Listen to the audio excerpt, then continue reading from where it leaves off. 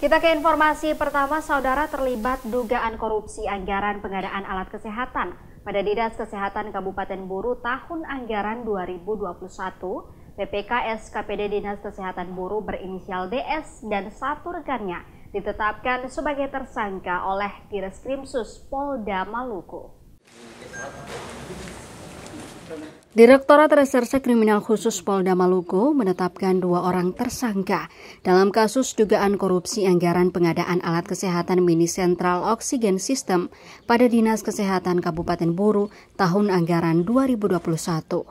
Kedua orang yang ditetapkan sebagai tersangka tersebut yakni DS selaku PPK SKPD Dinas Kesehatan Buru dan AS selaku Direktur CV Sani Medika Jaya. Mode operandi yang dilakukan tersangka ini dengan cara DS membuat dan menandatangani sejumlah dokumen pembayaran kepada pemenang lelang tender, namun memasukkan rekening lain yakni CV Sani Medika Jaya milik tersangka AS. Menurut Direktur Kriminal Khusus Kombes Pol Hujra Somina, anggaran senilai 9 miliar yang harus dibayarkan ke pemenang tender tidak dilakukan oleh tersangka DS.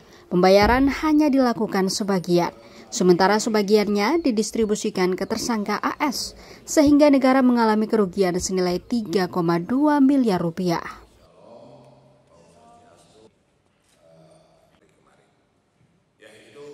Kedua tersangka ini kami putuskan untuk tetapkan sebagai tersangka berdasarkan alat bukti dan mekanisme beberapa kali gelar atas perbuatan mereka yang salah dalam mengelola anggaran di Dinas Kesehatan pada tahun anggaran 2021. Dokumen-dokumen uang pencairan atas proyek itu sejumlah 9 miliar terhadap pengadaan alat kesehatan.